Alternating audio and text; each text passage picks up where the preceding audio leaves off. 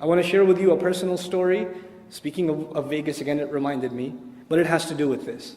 I met a family, I don't want to pick on anybody, but I want to share this with you because I think it's of benefit. Muslims, subhanAllah, in some parts of this country, they have so much money, that it's not lack of money that's the problem, it's too much money is the problem.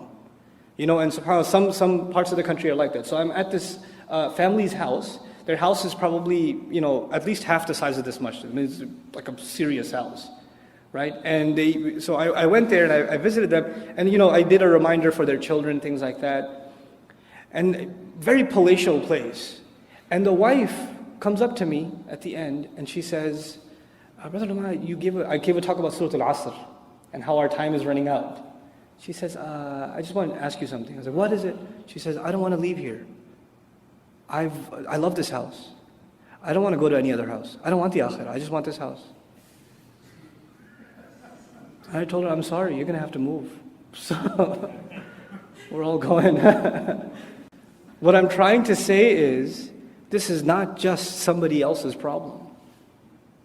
When you become immersed in dunya, we are not immune from developing that kind of attachment. If you find within your Muslim family, when you bring up the subject of death or inheritance or what will happen after you're gone or who will pray your janazah, and people around you get uncomfortable and say, don't talk about that stuff.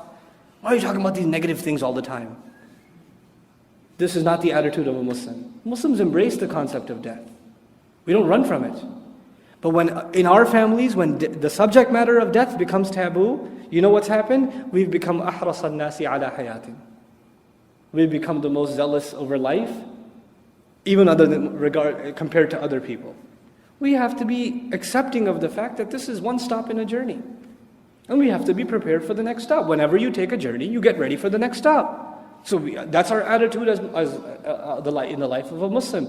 So I pray that we don't embody these characteristics. It's easy to look at Bani Israel and say, cursed nation.